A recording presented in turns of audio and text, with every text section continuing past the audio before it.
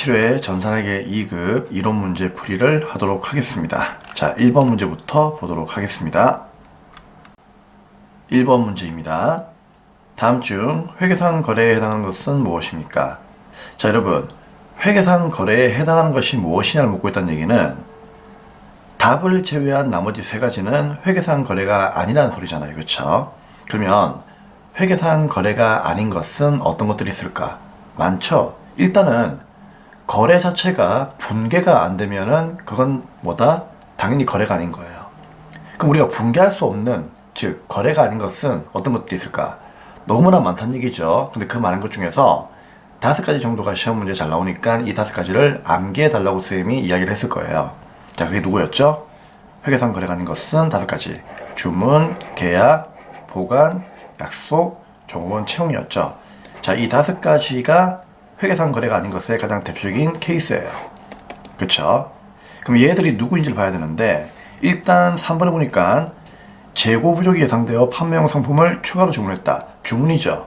그럼 얘는 회계상 거래가 아니에요. 그쵸?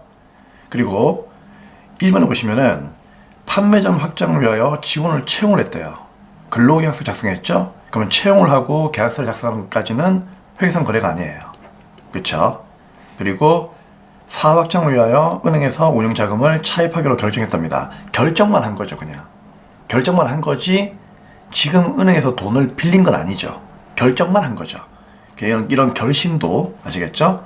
회계상 거래가 아니에요. 결국 그러면은 회계상 거래에 해당하는 것은 누구이다? 네, 4번이 되겠죠. 4번이 정답이 되겠습니다. 왜 그럴까? 데이터의 화재로 인하여 서버용 PC가 소실되었습니다. 화재가 난 거죠. 재해 손실이죠. 재해 손실은 거래입니다. 왜? 분개할 수 있으니까. 그쵸? 그래서 4번이 정답이 되는 겁니다. 2번 문제입니다. 다음 중 거래 요소의 결합관계가 잘못 작져진 것은 무엇입니까? 즉, 거래의 8요소가 틀린 게 뭐냐 그 얘기죠. 우리가 거래의 8요소를 암기하지 못하는 분들은 없을 거 아니에요. 그쵸? 그래서 이거는 거래 8요소로 그냥 풀면 됩니다. 틀린 것은 정답 1번이죠. 자본의 감소는 차변 맞죠? 자산의 증가는 어느 변? 얘도 차변이죠. 차변인데 대변에 와 있으니까 이상한 거죠. 그래서 1번이 정답이 되겠습니다. 자, 나머지는 맞는 거니까 거래 8요소를 한번 확인해 보시면 되겠습니다.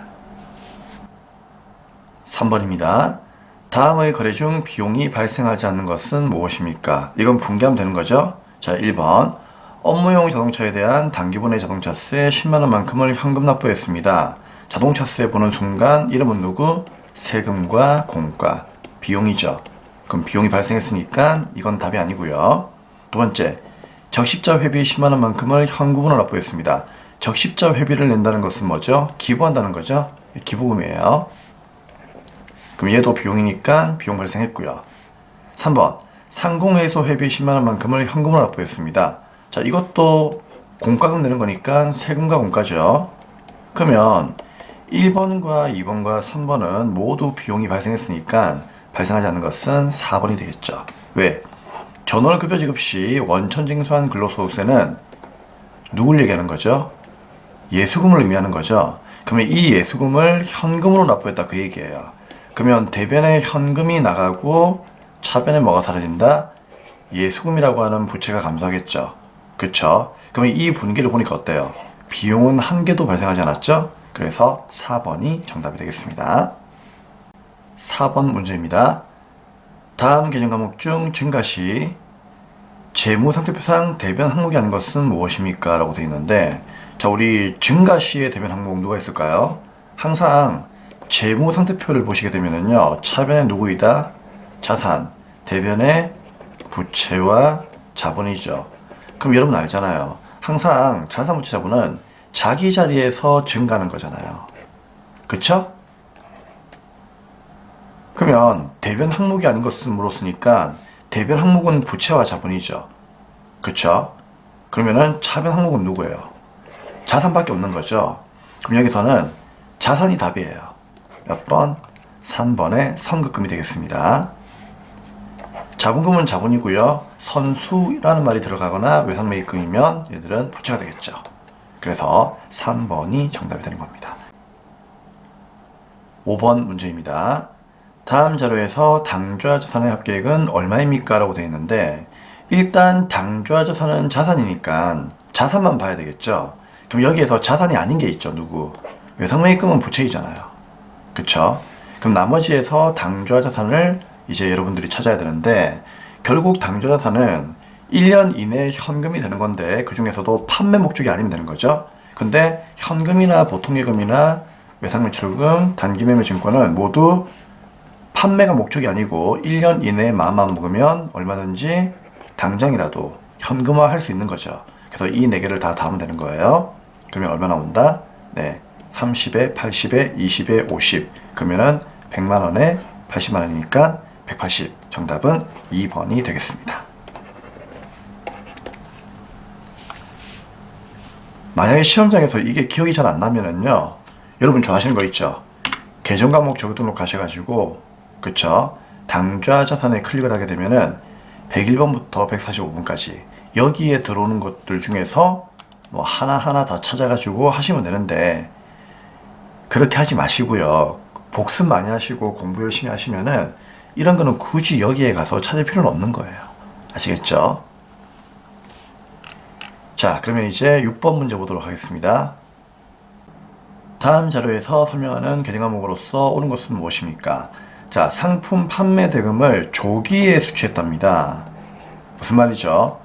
상품을 판매한 대금이란 얘기는 물건을 팔았을 때 돈을 안 받았으니까 외상 매출금으로 분개를 했겠죠.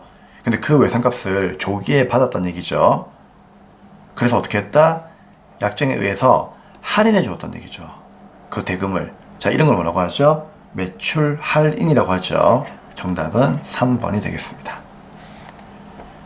참고로 매출채권 처분 손실은 그 받을 어음과 관련이 있는 거죠. 받을 어음을 할인해 가지고 즉 만기 이전에 돈을 찾았을 때 떼는 그 이자 그걸 매출채권 처분 손실이라고 하죠.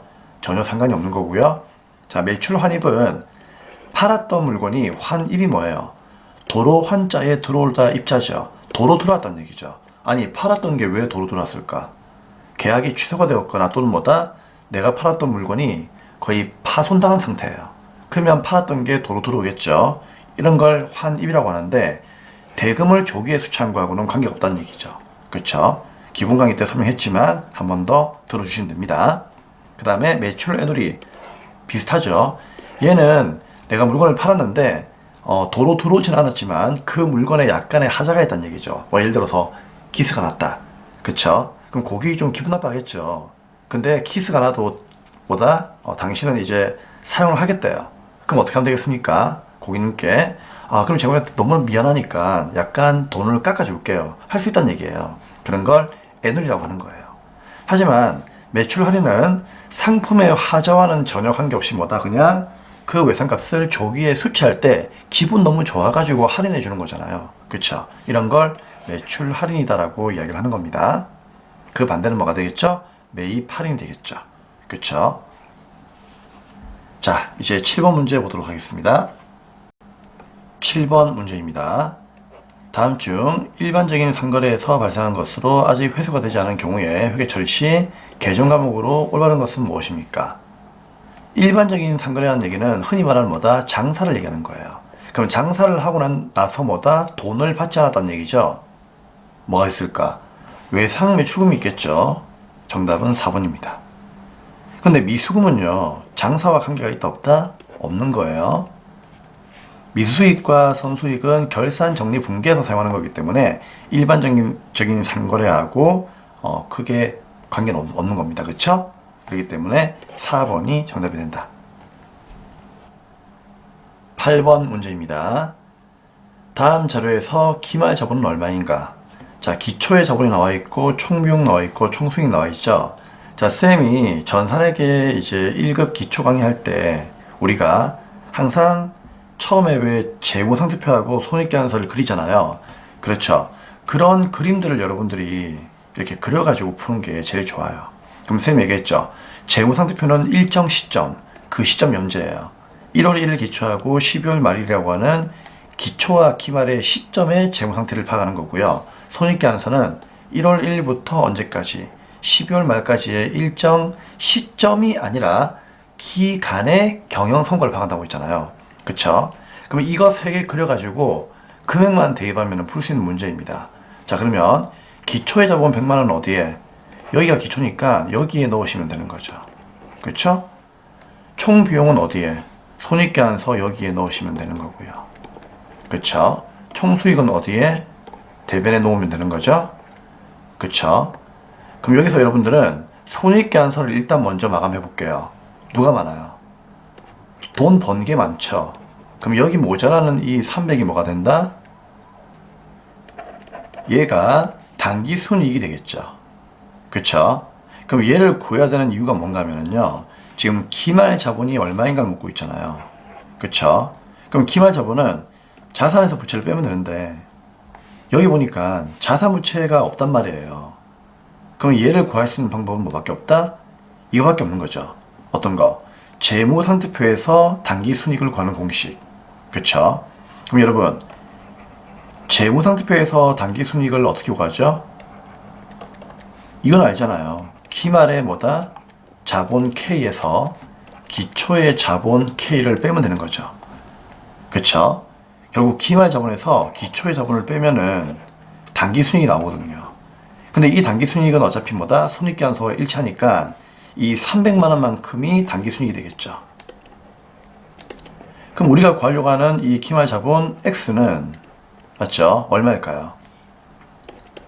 300을 X 마이너스 뭐다? 기초의 자본 100을 빼가지고 구하면 되는 거잖아요. 그쵸? 그러면 X는 뭐다? 300과 100을 더한 400이 되겠죠. 그래서 3번이 정답이 되는 겁니다. 아시겠죠? 여러분 아시잖아요. 그냥 심플하게 기초의 자본이 기말에 가서 뭐다? 증가하면 이익 나오고 감소하면 손실 나오잖아요. 그러면 이익이 나왔다는 얘기는 300에 이익이 나왔다는 얘기는 기초의 자본이 기말에 가서 뭐다? 300만원만큼 증가했다는 소리예요. 그럼 100만원만큼이 300이 증가하면 얼마가 될까? 400이 되는 거잖아. 그래서 3번이 정답이 되는 거예요. 간단하죠? 그래서 이렇게 그림만 그려도 풀 수 있는 문제인데 이걸 뭐 공식으로 여러분들이 계속 암기를 하려고 하니까 힘이 드는 거예요. 그래서 이 그림을 우리가 기초 강의에서 배웠던 이 그림을 잘 이해하셔야 되는 겁니다. 9번 문제입니다. 다음은 단기 손익계산서의 일부를 발췌한 자료입니다. 단기 매출액을 구하시오라고 되어 있습니다. 아무런 말이 없으면 이 매출액은 뭐다? 순매출액을 의미하는 거예요. 아시겠죠? 근데 여러분, 우리가 이렇게 매출액이 나오고 기초의 상품이 나오고 뭐 이런 자료가 나오잖아요. 우리 이런 자료는 기본 강의에서 어떤 수업을 할 때 많이 본 자료이죠? 바로 재고자산이었죠. 그럼 이런 거 나오면은요, 재고자산에서 배웠던 뭐다? 공식 4가지. 이거 암기하시면 돼요. 이것만 알고 있으면은 이런 문제는 그렇게 어려운 문제가 아니죠. 그쵸? 그러면 순매출액이 얼마인가를 물었으니까 순매출액은 뭐다? 이번에 있는 이 공식으로 구하면 되는 거예요. 그쵸? 근데 이번에 있는 이 공식이 지금 이 문제에서는 통하지가 않아. 왜 그럴까? 그렇죠. 매출 애누리와 환이 매출 할인이 있어야 되는데 그런 내용들이 없단 말이에요. 그렇죠? 총매출도 없고. 그럼 결국 이번에 있는 자료를 가지고 문제를 푼다는 것은 불가능하죠. 그렇다고 1번으로 되는 것도 아니고요. 그렇죠? 그럼 결국은 어떤 공식으로 문제를 풀어야 된다? 그렇죠. 4번에 있는 이 공식으로 문제를 풀어야 되는 거예요. 자, 왜 그럴까?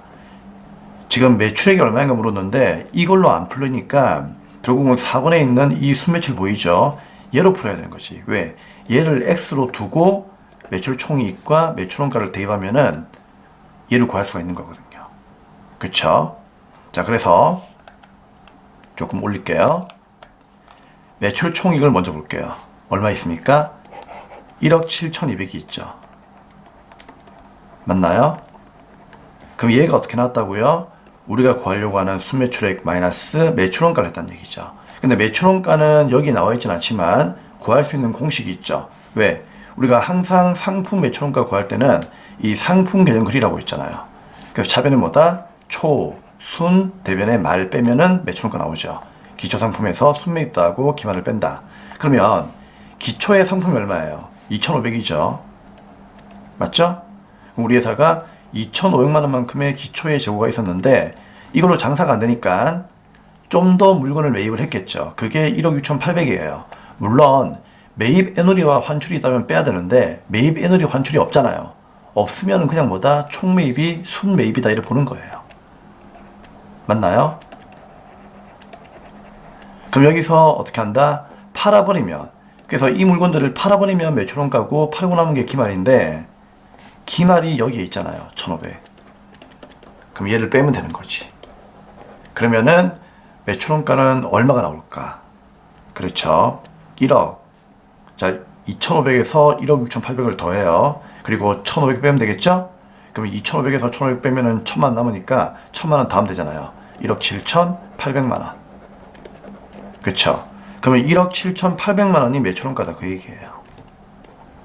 그러면 X에서 얼마를 뺐길래 매출 총이익이 1억 7,200이 나왔을까? 결국 이거하고 이거를 더하면 되는 거죠? 그쵸? 그러면 이거 두 개 더하니까 얼마 나와요? 3억 5천 나오죠. 순매출액은 3억 5천이었다 그 얘기예요. 3억 5천. 정답은 1번이 되는 겁니다. 그쵸? 그래서 이 공식은 반드시 암기를 해야 되고요. 이 공식을 모르면은 이런 문제는 절대로 풀 수가 없습니다. 그래서 이런 공식은 우리가 기본 강의 때 배웠던 그 문제들을 계속 반복하시면은 아마 여러분들이 얼마든지 이런 문제 나오더라도 뭐 문제 없이 그냥 풀 수 있다. 그런 이제 확신이 듭니다. 그쵸? 자, 그러면 이제 10번 문제 보도록 하겠습니다. 10번 문제입니다. 다음 자료의 괄호 안에 들어갈 계정 과목으로 가장 적절한 것은 무엇입니까? 자, 괄호는 기업의 주된 영업 활동인 상품 등을 판매하고, 자, 상품을 팔았다는 얘기는 일단 뭐다? 장사를 했다는 얘기겠죠. 그쵸? 그리고 이에 대한 대금을 상대방으로부터 뭐다? 수취한 어음이다라고 되어 있어요. 그럼 뭐 어음이란 말이 나왔으니까 일단 어음이라고 하는 얘들을 보면 되겠죠. 그럼 얘들은 일단 날려야지. 그쵸? 그럼 무슨 어음일까? 물건을 팔았으면 돈 받아야 돼요? 돈 줘야 돼요? 돈 받아야 되잖아요. 받으러 감이 정답이 되는 겁니다. 11번 문제입니다. 다음은 차량 운반구의 처분과 관련된 자료입니다. 차량 운반구의 처분가액은 얼마입니까? 자, 이건 어떻게 하면 되죠? 분개하시면 돼요. 일단 차 팔았죠? 그럼 대변은 뭐다? 차가 나간다. 그러면 차량 운반구 얼마? 1600 취득 원가가 나가는 거죠? 들어오면 차변, 나가면 대변, 들차, 나대. 나간다, 대변. 알고 있죠? 그럼 얘가 첫 번째로 사라지고, 그 다음 두 번째는 뭐예요? 그렇죠. 얘에 대한 짝지 감가상각 누계월세임이 없애라고 했죠. 그럼 차변은 뭐다? 감누가 900이 사라질 거예요. 그렇죠? 그러면 취득원가에서 감누를 빼요. 그럼 얼마 나와요? 1600에서 900을 빼니까 얼마? 700 나오죠. 그럼 얘 본전이 얼마이다? 700이라는 얘기, 700. 맞죠? 그럼 본전이 700이니까 700만 받으면은 본전이야. 근데 손실이 났다는 얘기죠. 맞죠? 그럼 손실은 비용이니까 차변이잖아요. 그럼 차변은 뭐다? 100만 원만큼 유형자산 처분 손실이 난 거야. 그쵸? 그럼 도대체 차를 얼마에 팔았길래? 그쵸? 손실이 났을까? 얼마에 팔았길래? 600에 팔았겠지. 왜냐면은 1600에서 900을 빼면은 그게 본전이라면서요. 그게 얼마예요? 700이잖아. 그쵸? 그럼 700만원짜리 얼마에 팔았다? 600에 팔았으니까 손실이 100만원 나왔겠지. 그쵸? 답 바로 나왔네요. 1번이 정답입니다. 간단하죠? 12번 문제입니다. 다음 중 일정 시점의 재무 상태를 나타내는 재무보고서는 누구일까요? 당연히 BS, 재무상태표가 되겠죠? 자, 이거의 계정 과목으로 작져진 것이 아닌 게 뭐냐 그 얘기죠? 그러면 BS에는 뭐가 와야 돼요? 자산과 부채와 자본이 와야 되잖아. 맞나요? 맞다고 해주세요. 그쵸? 네. 근데 얘들로 짝지어진 것이 아닌 것을 묻고 있으니까 결국 뭐다? 정답은 손익계산서에 수익이나 비용이 나오면 그게 정답이겠죠. 왜? 수익과 비용은 BS에 갈 수 없으니까. 그쵸? 그럼 여기 한번 쭉 둘러보세요. 내 눈에 수익 비용이 보이는 게 누가 있을까? 2번밖에 없잖아. 임대료 이자 비용은 수익 비용이죠. 얘들은 IS 항목이지 BS 항목이 아니잖아요. 그렇죠? 그렇기 때문에 2번이 정답이 되는 거죠. 간단하죠? 13번 문제입니다. 자, 여러분, 우리 13번 문제를 풀려면은 항상 뭐다? 이걸 먼저 공부하셔야 돼요. 현금 및 현금성 자산, 별표. 우리 현금 및 현금성 자산의 종류를 물어보는 시험 문제는 시험만 치면 나오는 거예요. 아시겠죠? 오죽하면 쌤이 이거 유튜브에다가 커뮤니티까지 올려가지고 암기하라고 그렇게 만들었을까? 그쵸? 그 정도로 중요한 겁니다. 이거 외우셔야 돼요. 그냥 이번 시험에 나왔으면 다음 시험 또 나오는 거예요. 자, 그러면 현금 및 현금성 자산은 뭐가 있을까? 일단 현금이 있겠죠. 현금. 물론 이 현금 안에는요, 통화 대용증권도 포함되어 있겠죠. 뭐 예를 들면 뭐 타임밸런스표, 자기와수표 이런 것들 있잖아요. 그리고 누가 있다? 당좌예금, 보통예금. 마음만 먹으면 얼마든지 뭐다? 현금화할 수 있죠. 이런 걸 현금성 자산이라고 해요. 그리고 취득 당시 만기가 3개월 이내인 금융상품도 현금성 자산이 될 수가 있는 겁니다. 근데 중요한 건 이거죠. 결산이 아니에요. 취득한 당시에요. 이거 함정으로 결산이라고 하는 말을 많이 쓰거든요. 결산이 아닙니다. 취득 당시의 만기가 3개월 이내인 금융상품이에요. 뭐 예를 들면 뭐 정기예금이 될 수도 있고 또 채권이 될 수도 있겠죠. 근데 주식은 안 됩니다. 지분증권은 제외예요. 자, 그러면 여러분들 보세요. 가끔씩 이제 물어보는데 선생님 만기가 3개월 이내인 그런 뭐 예금이 있나요? 이렇게 물어보더라고요. 우리 은행 가면은요, 실제로 정기예금이 만기가 3개월짜리가 많이 있어요. 그래서 혹시나 여러분도 단기에 뭐 자금이 좀 있다. 근데 언젠가는 좀 써야 되기 때문에 한 3개월 정도만 이자를 일반 예금보다는 좀 더 많이 받고 싶다. 그러면은 3개월짜리 만기 예금이 있거든요. 거기에 가입해가지고 일반 보통 예금보다 좀 더 높은 이자를 받으시면 되는 거예요. 그런 게 있습니다, 여러분. 네. 자, 아무튼 이 네 가지를 아셔야만 우리가 문제를 풀 수가 있다. 그 얘기인데 꼭 적어주시고요. 자, 문제 보겠습니다. 아래의 빈칸에 들어갈 내용으로 적절한 것은 무엇입니까?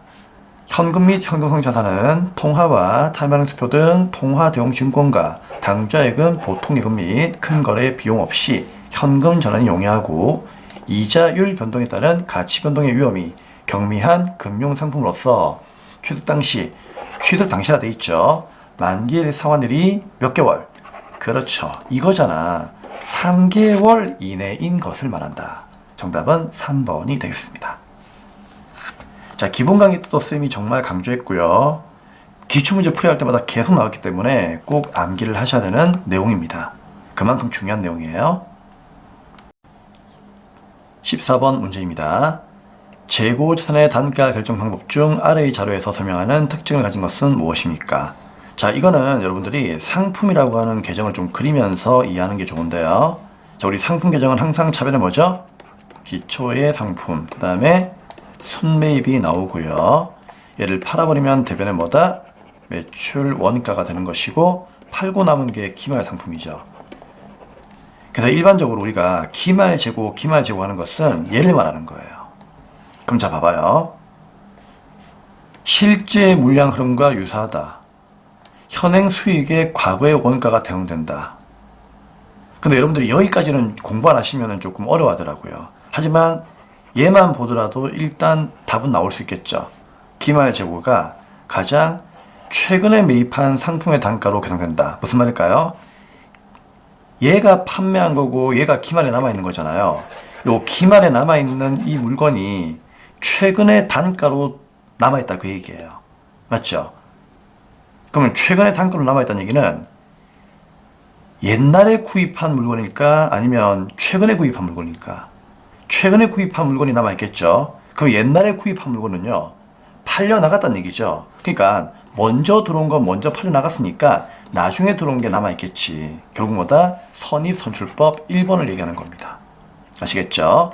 그리고 이 선입선출법은 쌤이 얘기했죠. 실제 물량의 흐름과 유사하다고 했고요. 현재의 수익의 과거의 원가가 대응된다고 했죠. 왜? 물건은 지금 팔았지만 옛날에 사온 게 나가다 보니까 현재의 시가와 옛날의 원가가 대응된다고 했죠. 현재의 시가, 수익에 옛날의 과거 원가가 대응된다고 했죠.